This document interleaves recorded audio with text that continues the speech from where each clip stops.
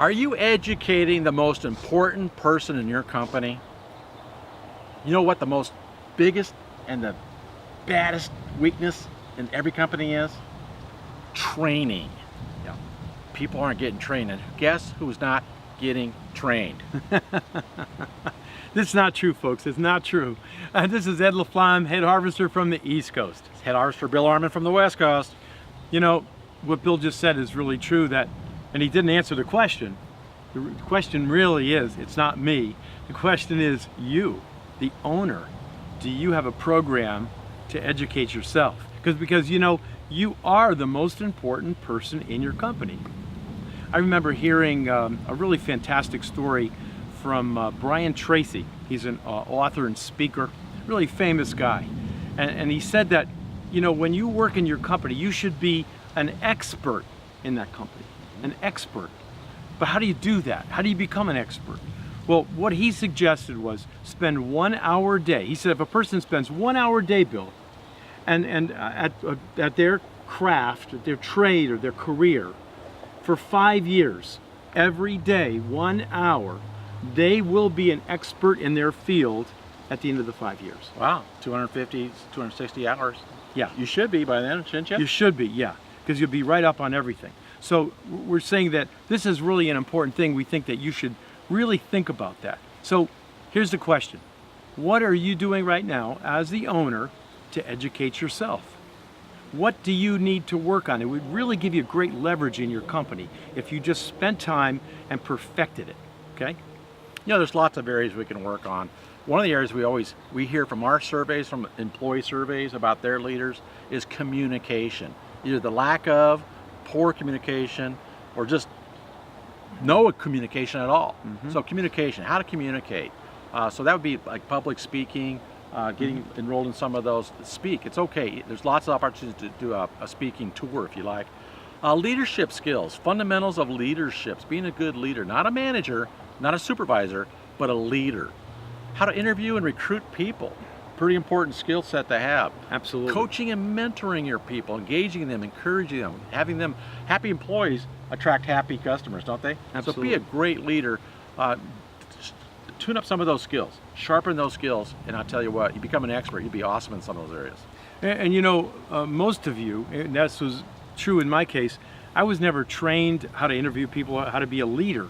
I just moved into that position. And if you don't train yourself, you don't educate yourself in how to be a good leader, you may not be, and you don't even know it. And there's so many books. John Maxwell has so many books on leadership.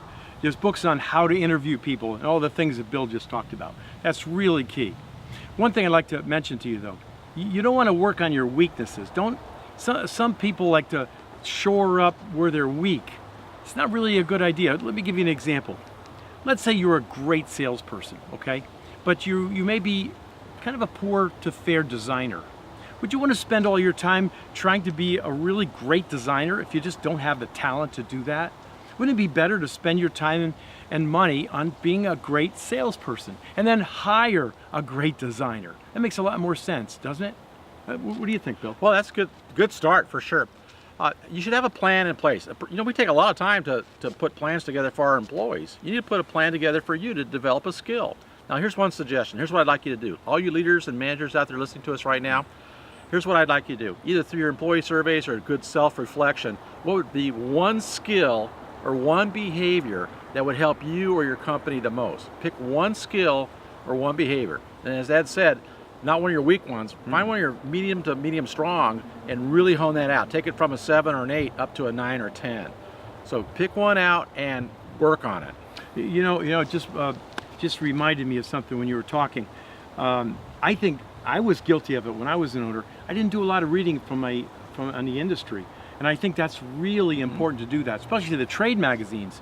You know, I have time now, especially when I'm in a plane, and I'm reading the major landscape magazines, including the NALP magazine that comes out on a monthly basis. I'm reading that cover to cover.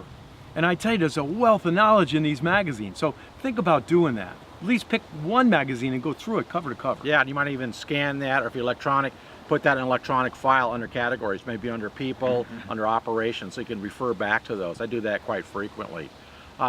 look what seminars or webinars or certifications you want to attend. Certainly you want to attend the NALP landscape show at the end of October. So I'd put that in your planning schedule right now. Do that right away. There's certainly a lot of webinars out there that can help you. Certainly NLAP has those. Harvest Group is starting to do a lot of those webinars. We'd like to have you see some of you there. And then one other thing, consider joining a peer group.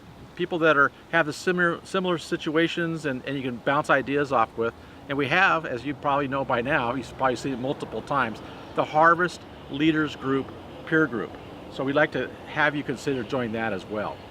This is Head Harvester Bill Arman. And Head Harvester Ed LaFlamme. Now start with you and get educated out there. Come on, Ed, I got some education for you to do. Oh, Let's yeah? go right over here. I want to teach you some of the names of these plants. That over sounds here. like a Okay, good ready? idea. Let's go down here, come on. Great idea. See this neat plant over here? Don't touch that one.